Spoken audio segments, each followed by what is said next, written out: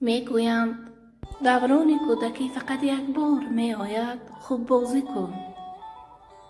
میگویند ایام جوانی فقط یک بار می آید، عیش و مستی کن.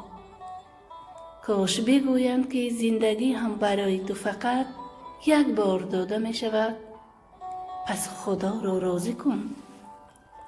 در کنج کتی خانه کسی پیر نشد، از خوردن آدم زمین سیر نشد. گفته که به پیری برسم توبه کنم، افسوس که جوان مرد ولی پیر نشد. اگر خیری کنی وقتی سحر کن، زبانت را همیشه چون شکر کن. دل آزاری مکن در زندگانی، غریبان و یتیمان را نظر کن. بدان که منمانی کردن هنر نیست، به قدری آدمی درسی مزر نیست. بکن گر می توانی خاکساری، از این بهتر در عالم هیچ هنر نیست. ای غریبی در سفر یارد خدا، هر کجا هستی نگه دارد خدا. نیست کسی از حال زارت با خبر، دوست از حالت خبر دارد خدا. گر نشد آسان کارت غم مخور، مشکل آسان کن به هر کارت خدا. در سرت آید بلای خف مکن، از بلای بد پناه دارد خدا.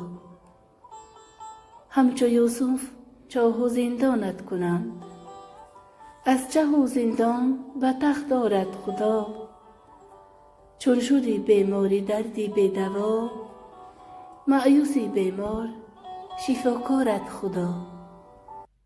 ای سید دامان خود پاکیزه دار، روز محشر هم خریدارت خدا. نپرسند در قیامت جای کارت، نپرسند در قیامت پول و مالت.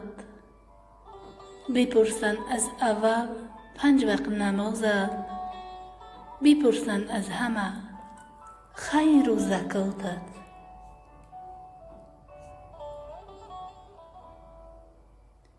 مهر خود محبوب من کن، دلم را از حسود آخر دور کن. ندانم لحظه مرگم چه باشد،